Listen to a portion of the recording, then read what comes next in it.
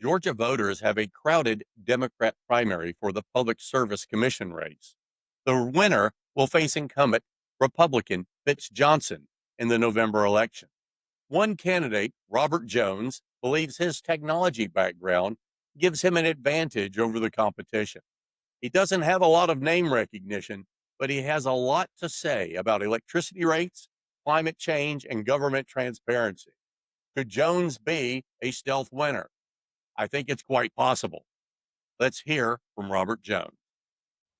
All right, we've got Robert Jones with us today. He is one of the candidates running for the Public Service Commission. He's in the Democrat primary, and he has a lot to say on what he thinks about the current situation with the PSC and what he wants to do with it. So, first of all, can you give us a little bit background on yourself, Robert? Because you're one of the candidates I had to really search heavily to find out some information on you. So give us some background history and also to tell us why you decided to run for the PSC. Sure. And first of all, thank you very much for letting me join this interview. My lovely wife and I moved to Atlanta 9 years ago. I was working at Microsoft. I'd been there for 8 years, and we had kind of a choice. I wanted to leave corporate, and I could move to Beijing, China, with my daughter, who was in 8th grade, or we could have come to Atlanta for a job opportunity here. Candidly, the pollution was so bad in Beijing, the thought of having my daughter go through her teenage years, we ruled that one out, and we loved the opportunity to come to Georgia and have enjoyed our time here since then. I started my career working for the California Public Utilities Commission, so I've always kind of watched public service commissions and public utilities commissions in all the different states I've lived in. Georgia's fascinating because it's one of the 10 states where you actually elect your public service commissioners. And so I've kind of been watching the process here. It is a very political process, which is unusual for public service commissions. And I've said, based on my experience, I think I can be of help. And so I've spent some time at the commission, meeting with the commissioners. And with all the challenges we have going right now and thinking about our energy future, I said, I'm going to try to get in this race, even though I know I'm a very much unknown in Georgia, and see what happens here. So I know I have an uphill climb, but I'm happy to be in the race. I'm enjoying campaigning and meeting people. And so here I am. Well, awesome. And, one of the things we love to do at Editorial Interchange is we love to highlight local economies all over our state. So we always ask the people we interview to give a shout out to a local business in your area that you enjoy working with. Can you give us one? I can, and it's got to be the San Francisco Coffee Company over by the Inman Park area in Atlanta. I have to drive 20 minutes to get there, but the coffee is so good. The Orion coffee from San Francisco Coffee Company is outstanding. I highly recommend it. Awesome. Well, if you're in that area, and is that close to the Beltline? I don't know. Yeah, it's close to the Beltline, kind of off of Amsterdam Street in Midtown, yes. Awesome. Well, good. Everybody loves coffee, so you can't go wrong. Hey, give us an idea. You've got a significant work history, science, tech background. Give us an idea about your personal skills, work skills that you think would be very beneficial to being a member of the PSC. Yeah. I would characterize myself as a rows and columns person, okay? I generally see, I like complex problems. I like breaking them out in terms of all the components, finding the interrelationships between them, and really trying to get to a solution that at least is an improvement from where we are. So it's very much a fact-based, data-based, analytical approach to things. I believe almost everything can be measured. And so I try to kind of orient, and when I look at situations and complexity, I like hard problems. I put them in kind of this rows and columns, spreadsheet, Microsoft influenced approach there. Where were you when I was taking calculus in college? I could have used you as a roommate. I should have. Where were you in my life when I needed you? I actually do substitute teaching in the high schools here in DeKalb, and I focus just on algebra, geometry, chemistry, and the sciences, and trying to get kids excited about this. There's no better profession than teaching and getting these young minds active and going and thinking about things and challenging them. And Yes. I wonder if we, I just think in a lot of these public education systems, we just start seeing, let's just get the kids through this grade. There's not a lot of challenge anymore. I miss that, and I'm glad that with somebody, especially with your background, your pedigree, that you're taking on the challenge of coming into the schools and working with the kids and stuff. I think you could give it to them from a much different angle. Yeah, I will only do substitute teaching when the teacher's out 2 or 3 days. Um, and I don't do it full time because the curriculum is so structured and programmed that I try to tailor to really where the group is. And sometimes I'm spending a day or two on the same topic, waiting until they really get it before you move on. And I can see that the kids are responding to that well. Yeah, that's awesome. Hey, you've got a campaign slogan. I looked you up on your website. It says, someone from the inside now working on your side. Tell us what that means. That means somebody who has worked for a monopoly utility, who understands really the strategic influence of monopolies and how they go about the regulatory process, how they can influence in a big way, and really the challenges that consumers and regulators have in really regulating monopolies. Because monopolies are an interesting business model because they don't have competition. They own the market, they have tremendous market power, and you have to be very careful in regulating them because, in fact, their influence can be so great. And history has shown that they've been able to actually influence governments and democracies in a way that doesn't really serve the public very well. And so I understand all that thinking that goes on as far as how they're positioning their business for growth to deliver returns without having the benefit of competition against them. Well, as somebody who worked for a utility, um, any lessons learned from that experience that you think you're bringing to the PSC race? So when I left after being on the Public Utilities Commission in California, I was more in terms of a deregulatory mindset, believing that in fact there were limits to what regulation can do in terms of controlling a monopoly. And so it was very much around introducing competition into telecommunications. And that was highly disruptive to the monopoly model when they had competition.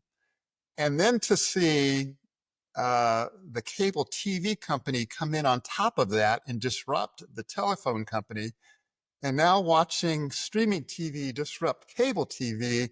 When you think about competition in the energy place, it's going to be a really hard transformation for them to get their arms around it. But there is competition for energy in the interstate market, but it's still very well protected here in Georgia on the intrastate market.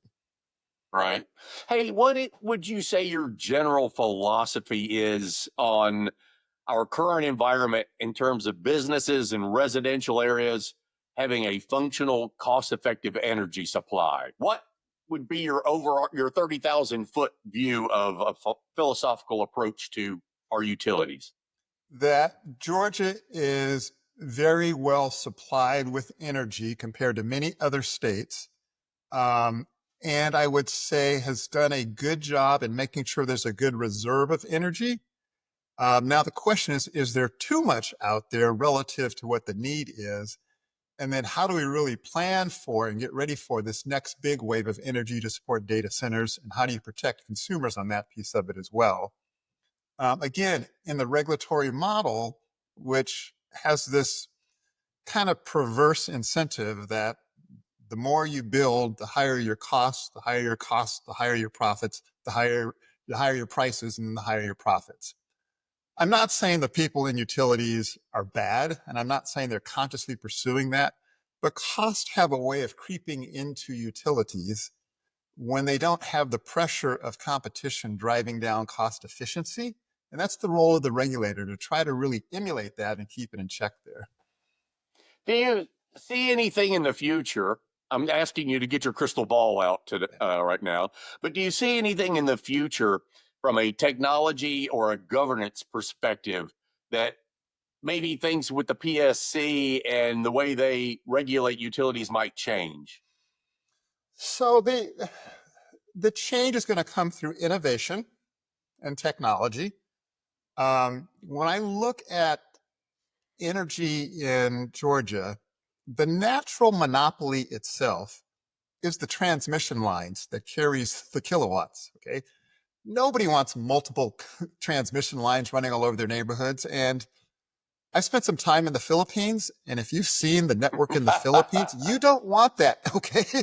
You only want one pole, one set of wires coming down there. So that is a monopoly, and aesthetically, it's the right thing to do.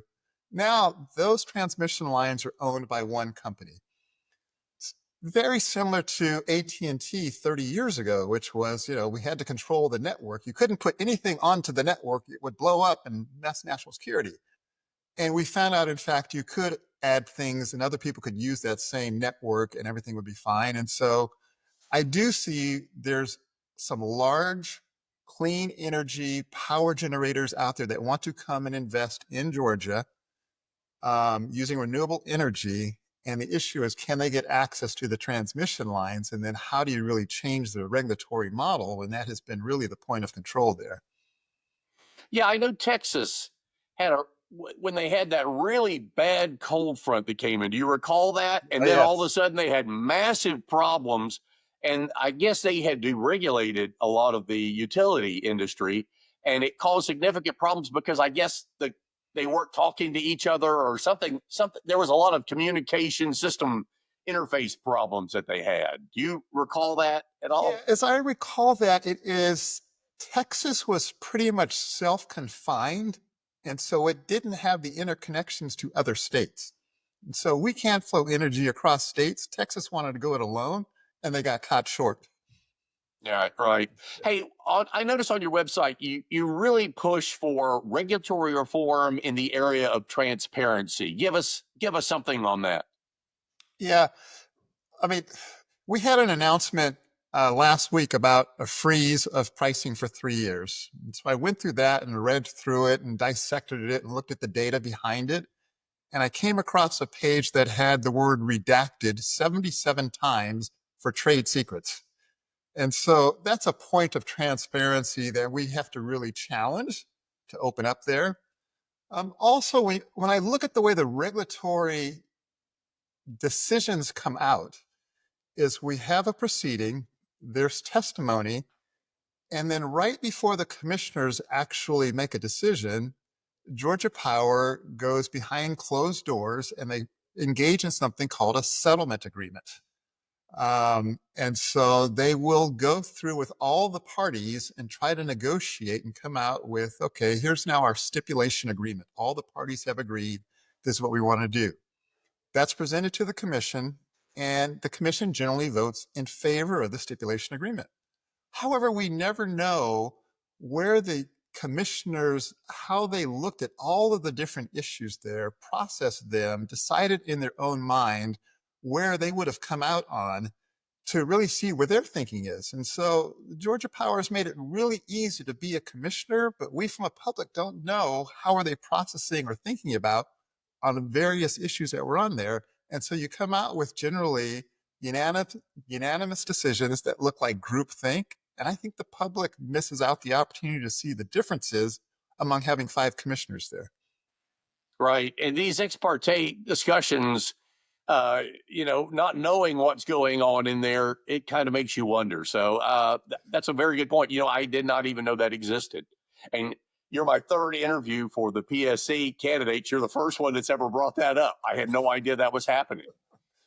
How would you rate the current PSC as it stands? Reasonably good job, needs a lot of improvement. Where do they stand? I say it needs a lot of improvement to reestablish independence.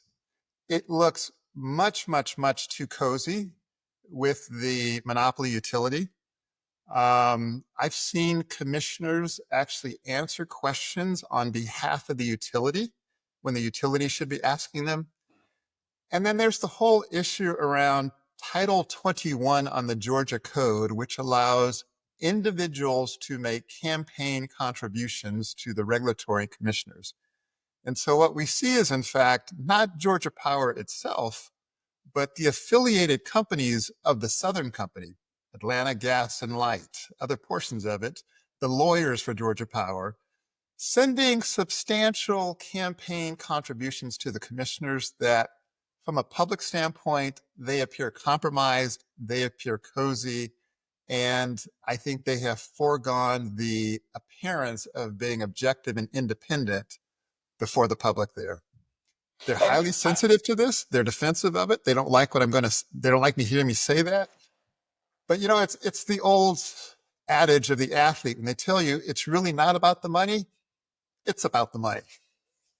right, and based on your comment, I'm assuming you have looked at the campaign contribution records for the current PSC members. Is that correct? I have. So if you Okay. look at, I mean, the one that really jumps out is Fitz Johnson, was appointed in 2021.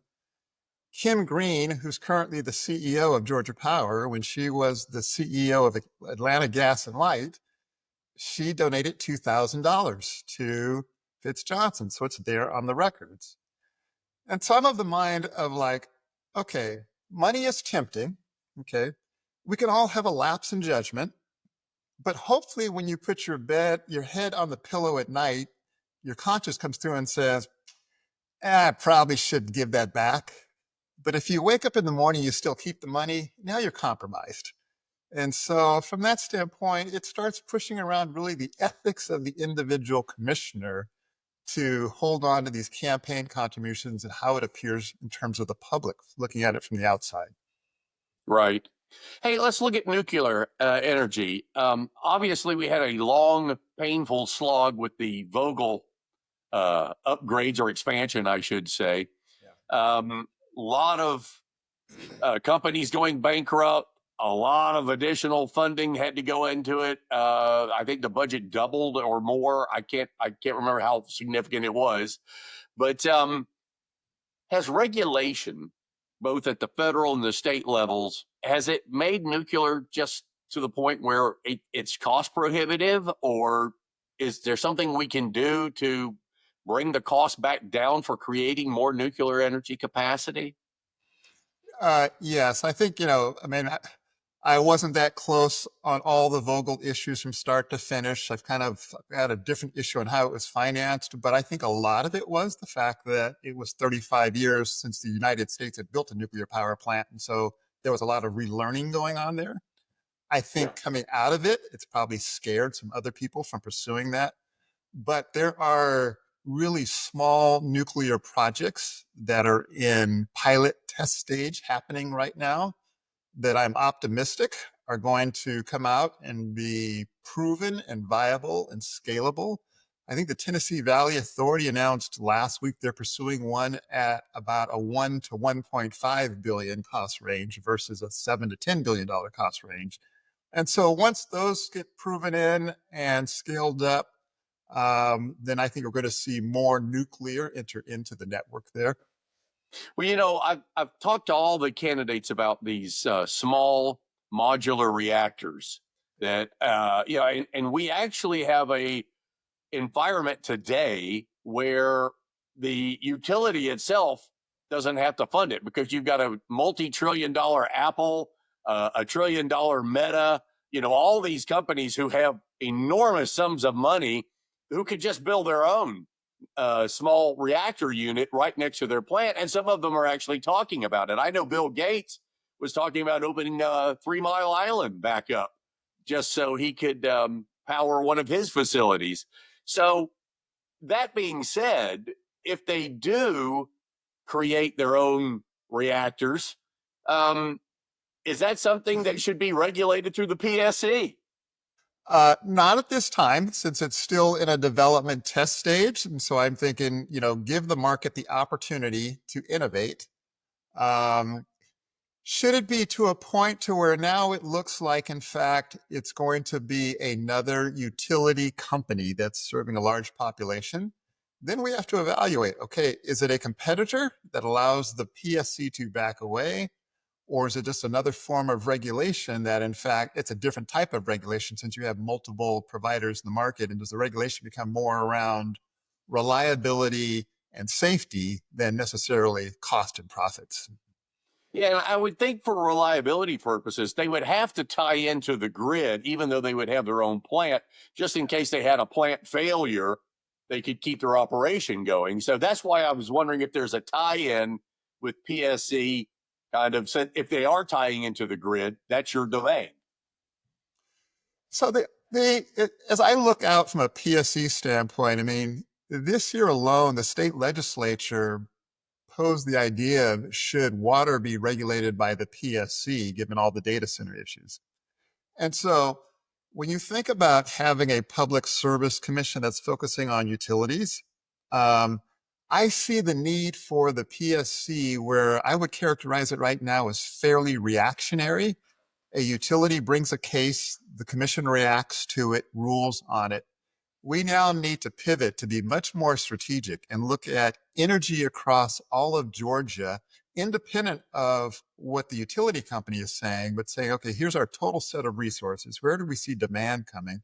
And how do we want energy to be delivered and by whom, 5 to 10 years into the future? Much more of a strategic planning standpoint, which is a different role than what the commission has ever done and what I've seen already.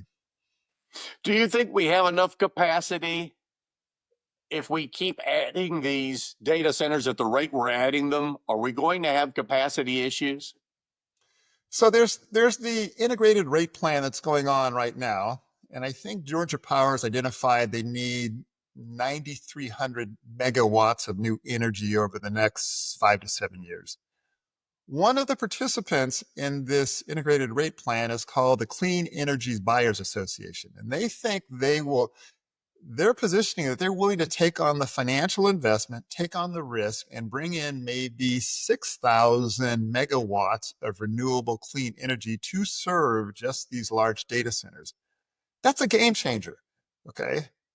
It's also probably uncomfortable for Georgia Power, which is kind of like, this is our backyard and we're the ones who do these large scale. And so I'm watching very closely how the commission considers this in their ruling, which is going to happen around July 15th. But it is a fundamental change in terms of how we think about energy here in the state. Absolutely. Absolutely. Hey, let's slide over to solar.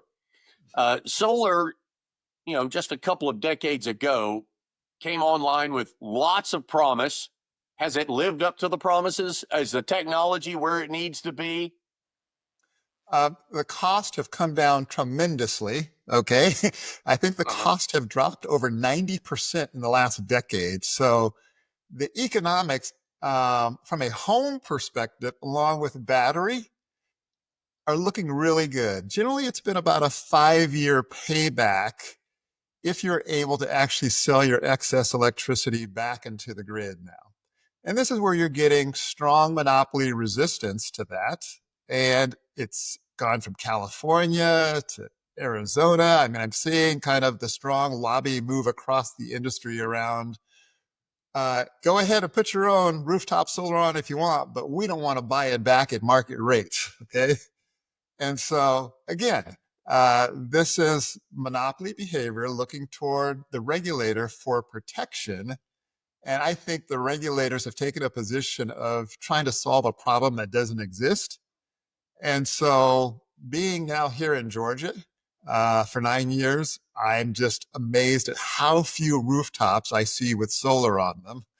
I could see the utility company would, if I was in that position, be resistant to it because it is a competitive standpoint. It gets people more control over their energy where they've been beholden and dependent on me for a century now. Right. And, with solar too, it's kind of an interesting dynamic now because we're seeing in other states where agricultural land, valuable agricultural land, and farmers now are by and large getting older, unless they're large corporate farms. But the children who are inheriting these farms are taking the short way out and taking the cash and putting solar and wind on this land instead of agriculture. Do you foresee that as possibly being a problem in the future for Georgia in terms of our agricultural industry? I went to visit Fitzgerald, which I think is like I think it was like almost a 3-hour drive from Atlanta down there, 2 hours down and then 1 hour across.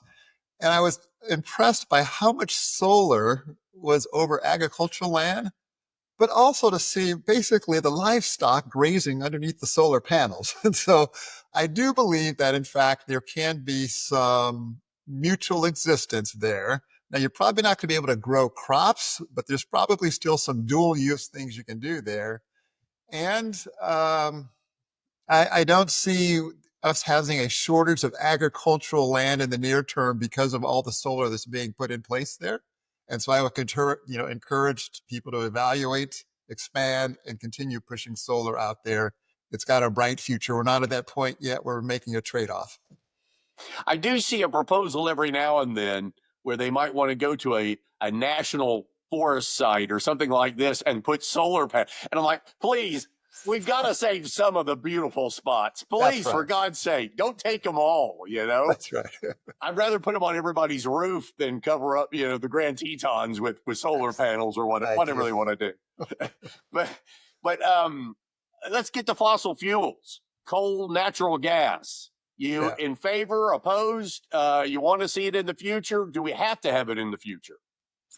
So, in preparing to run for office, and given the fact that energy generation, 25% of greenhouse gases, carbon emissions, come from electricity generation worldwide, I went back to school and really wanted to study it in depth. Okay. And clearly we need to be moving away from coal. Okay. And the United States has made a lot of progress moving away from coal, even though we still have two of the largest coal-fired plants here in Georgia.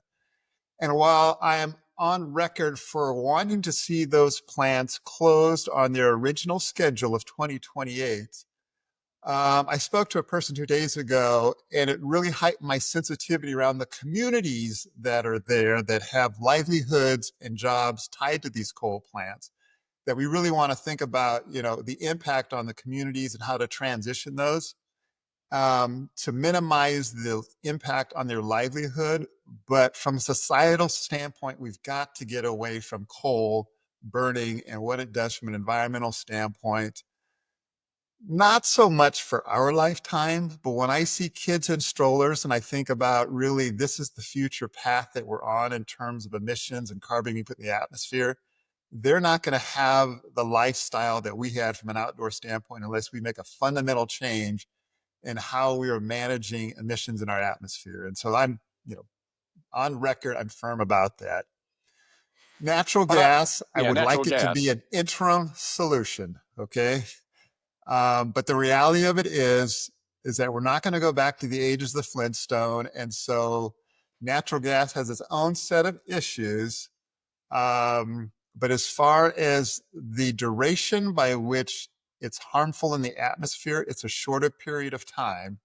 And so given the hard choices, yes, natural gas. If natural gas gets us off of coal, make that step. And then let's figure out how do we really mitigate and minimize as much natural gas and look at this Clean Energy Buyers Association out there. I believe Georgia Power as a utility would love to be like the state of Washington, which is like 99% renewables, okay? And so I think every utility wants to get there, but they're also recognizing they've got demand, they've got customers, and so they've got to be realistic from a business standpoint, and natural gas is part of that solution right now. Even though I don't think, all of us would like to be away from it, it's still, we have to face that reality. Just out of curiosity, you've opened the door for me here with the state of Washington comment, because they're not getting a lot of sun in the state of Washington most time of the year. What are they doing to get 99% renewable? So they have a lot of hydroelectric electricity with the Bonneville Power Association. Okay.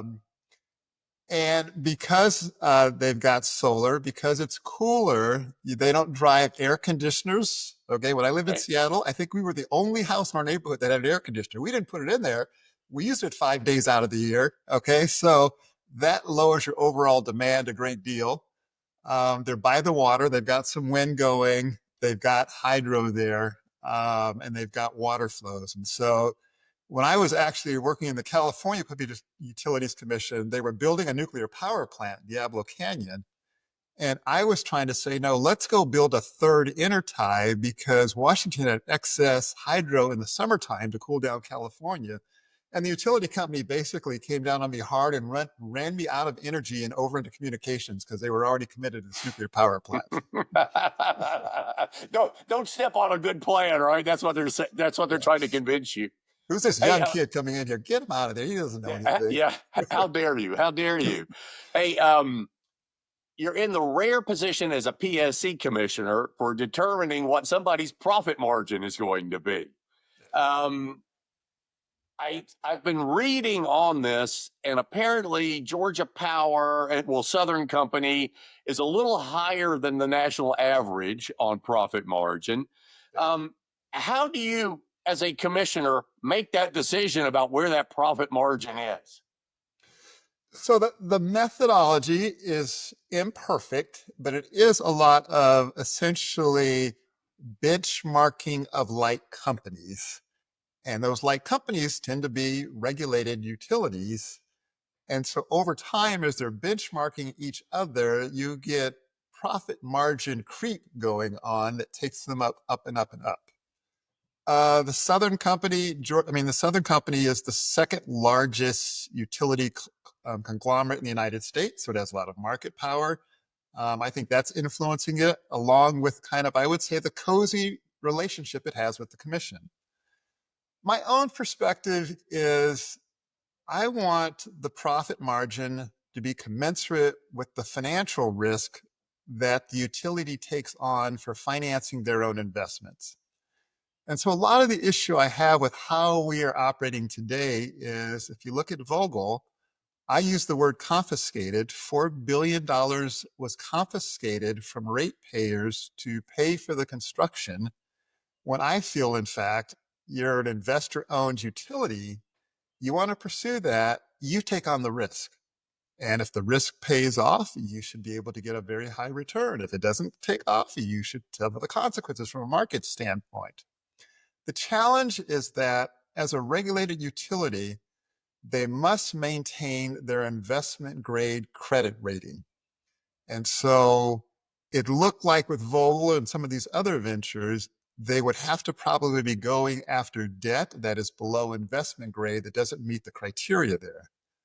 So if you look at the announcement that came out last week in terms of we want to freeze rates for 3 years, I read through it. One of the things in there already is Georgia Power is asking for pre-approval of construction costs for new investments, which is another way of saying I want to basically get paid up front.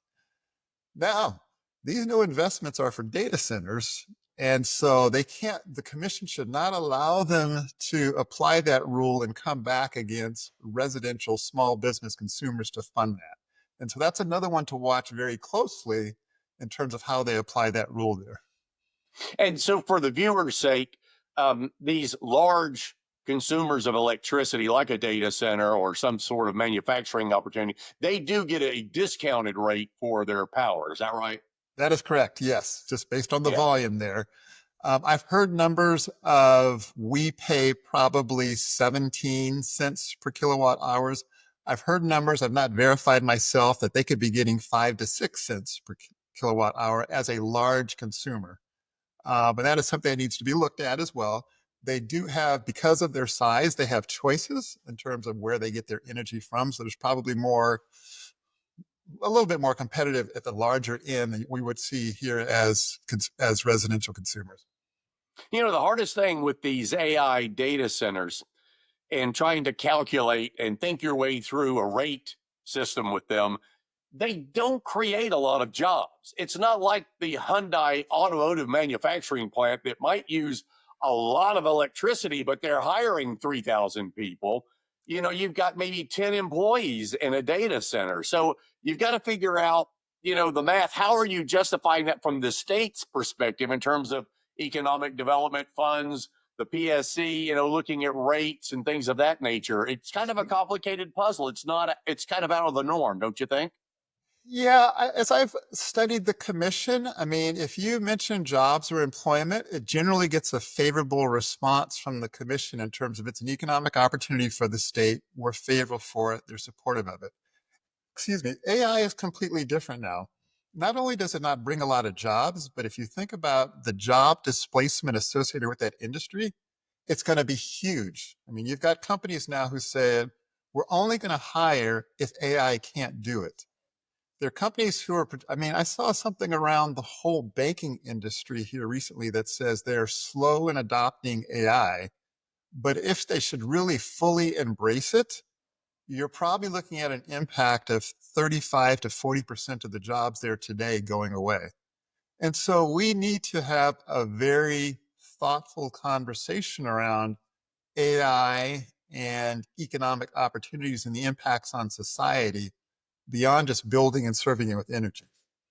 Yes. So, how much are you discounting to obliterate a lot of white collar jobs? I guess. I mean, Right. it's a lot. It's a scale. You've got to weigh all these things. It's an interesting. I would call it an opportunity and a dilemma at the same time. Right. Now, at the same time, I believe AI is going to bring us some amazing medical breakthroughs that are going to benefit society. I'm biased in favor of data centers and AI from my time in Microsoft and having all that computing power. I want to see it correctly beneficial applied. I'm not a fan of having it go for cryptocurrency, Bitcoin mining. I don't think that's a good use of society's resources. In terms of the cost of power, is there a reasonable, practical way to lower the cost of energy production, or are we just at the baseline and there's nowhere to go with the cost but up from here? So I'm looking more on the innovation side of new technology that moves us away from carbon emissions. And there's a lot of interesting pilots going on in Europe and in other states. I would like to see those brought here in Georgia from an exploratory standpoint. That I'm less focused on the actual energy cost versus can we get a better climate solution that delivers energy? Frankly, and I know this is probably isn't great for a candidate to say, if we took cost up and delivered a better environment for all of us, I'd probably be supportive of ruling in favor of that as a commissioner. Mhm. And you brought up Europe. So let's go to Europe here. Um, Germany looks like a basket case right now. The Green Party, unfortunately, has talked the government into eliminating all the nuclear facilities. They literally just shut them off. They've gone to dirty coal now, I think, to try to produce some power on the side. Then we saw Portugal and Spain go into a total blackout for a period of time. What are the lessons that we desperately need to learn from the European mistakes? Don't become overly dependent upon Russian gas at a time of war. Okay. That's Germany's. I mean, they built a second gas pipeline that got turned off now. And so it's unfortunate. I've spent, time in Germany before this, and they were so very clear about not wanting to burn fossil fuels. I mean, I'd be in the office and we would sit by the window with the lights on and you're working all day there. So, but it's been forced upon them right now that they've got to, deliver energy to their society, and they're going back to dirty sources now. Yeah, and with the Germans, I'm just fascinated because we tend in the United States to look at nuclear power as being a clean, environmentally friendly source of electricity. They seem to think of it as being something that's incredibly harmful. After the incident in Japan with the tsunami, they literally just kind of wiped nuclear off their grid. And are we ever in danger of doing something like that? Do you see groups who have influence on a national level possibly proposing that we eliminate the nuclear power? I hope not. I think the U.S. is in a great position to reestablish leadership in small scale nuclear power that could be actually a big opportunity for us economically in terms of taking that technology and bringing it to other parts of the world. Right. I mean, folks have said, to move to a clean energy environment, I think we'd have to build like 7 nuclear power plants a week. Okay. And so we need to be getting after this. And from my time in China, where, I mean, it's really bad, they're burning a lot of coal. they're constructing nuclear power plants. Okay. And so, yes, there's risk there, but I think everybody's conscious of the risk. And given the alternatives right now, I think we need to go pursue that smartly and intelligently and be mindful of the risk and try to minimize what would be bad situations. Well, luckily for Spain and Portugal, France is big on the nuclear power, and they saved Spain and Portugal by actually being on the same grid, and they were able to bail them out, so they didn't have an absolute blackout where they had to literally reset the system. So Right. that was beneficial. But what did we learn from Portugal and Spain, because they were really big on renewables, and what caused the system to just fall through like that? It sounded like it was some type of major technical error of things being out of balance or overload, but I quite frankly am not that clear on exactly what the root cause was. Yes. Yeah. Well, related to our grid, what can we do you think, to make our grid more reliable and be more protected? Because one of the biggest threats, you hear this with national security briefings all the time, Yeah. the Chinese Communist government has hacked into just about everything the federal government has done. Yeah. What's going to keep them from hacking into the nuclear plant or even the natural gas plant or whatever and creating turmoil there? How do we protect our system, and how do we make it more reliable?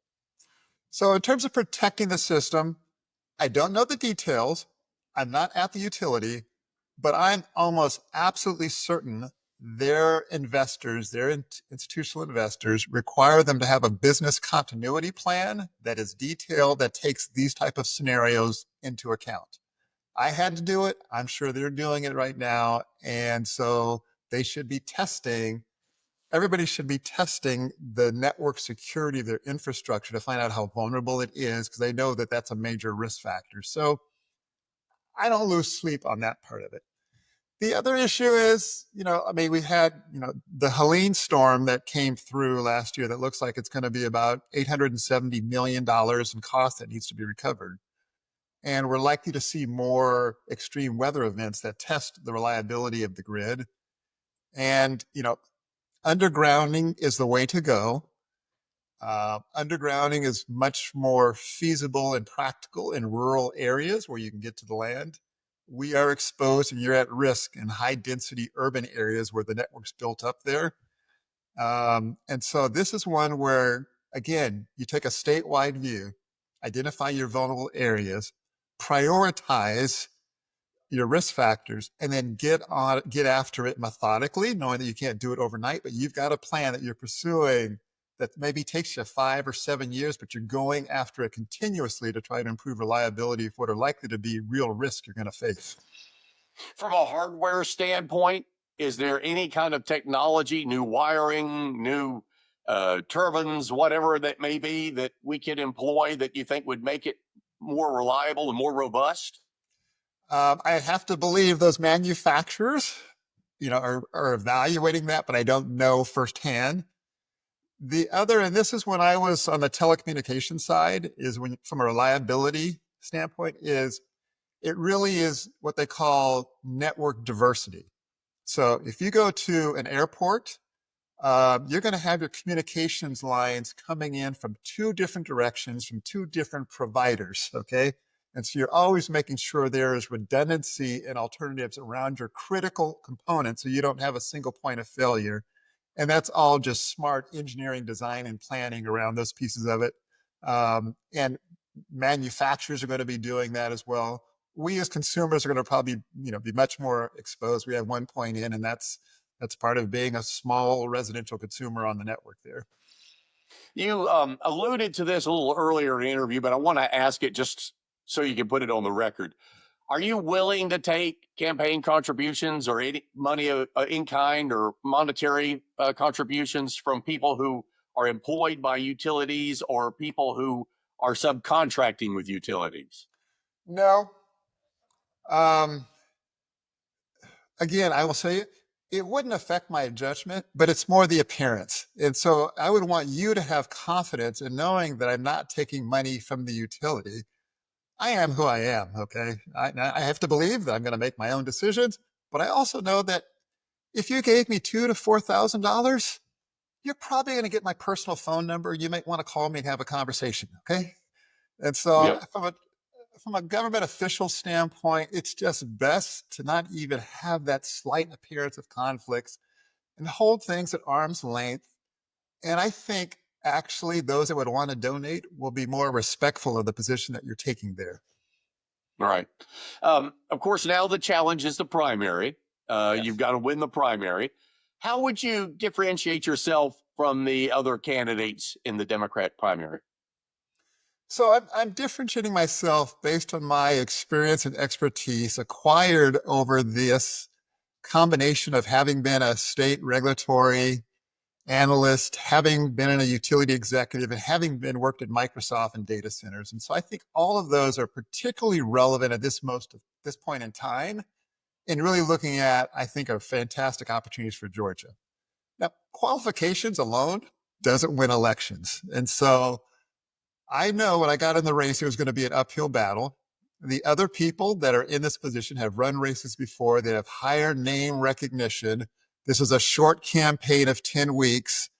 I kind of view myself as, sovereignty in the Kentucky Derby. Had 10 to 1 odds, but somehow came across the finish line. And so I'm running this race focused, heads down, trying to meet people every opportunity I can. And I trust that they will make the decision that's in their best interest, and I'll respect that outcome. And hopefully, in this interview, I've taken you on a broad range of PSC issues. You'll say that at the end here, but is there anything that we didn't discuss that you'd want the viewers and the potential voters in the primary to know? From a primary perspective, and I've said this in the primary, and people get a little bit uneasy with it, is part of the reason I got in this race is because I consider myself kind of a left of center Democrat, and I have a lot of business contacts who are right of center Republicans who I've had dinner and conversations with who have encouraged me to enter this race. And so part of the reality I'm recognizing is to win the seat, it's got to be beyond the political partisan aspect and get people to understand I really have something to offer of benefit to Republicans and Democrats alike. And, they may have to do something they've never done in their life before, which is as a Republican, vote for a Democrat and it'll be okay. And so in this particular race where it's defined by partisan, I don't see utility issues really being red or blue, but it's structured that way. And so I could be I probably am somewhat naive on that piece of it, but I have belief and faith in the intelligence of the voter that in fact, I'm offering what I believe is a service that could be of value to everybody that's out there. And if potential voters want to know what your campaign is offering, platform issues, or anything like that, where can they find you? Yeah, the website is Robert Jones, the number 4 PSC.com. And what I've loved about campaigning is, sometimes voters are calling me directly and I'm having conversations with them. So I love meeting people and having these conversations. I love campaigning, and I probably need to be more strategic in terms of how to go about all of this. But the opportunity to have the conversations, they say they find it informative, educational, like what I have to say, really kind of carries me through all of the hard work it is to actually be a candidate. Very good. Well, Robert Jones, I've really enjoyed this interview, and it's been good to meet you. Uh, we hope you do well in the primary. Best of luck to you come July 17. And we'll talk further. If you make it through the primary, we're going to put you in another segment, and we'll get you in the big race come November. I would enjoy that. I've enjoyed this conversation. It's refreshing. And thank you so much for the opportunity, and all the best as you take this new platform forward. I think it's great. Well, thank you, my friend. We appreciate it. Okay. Have a good night. Thank you. Hey, I hope you really enjoyed that interview with Robert Jones. He comes with a lot of expertise that he's brought with him from other states. Very interesting interview.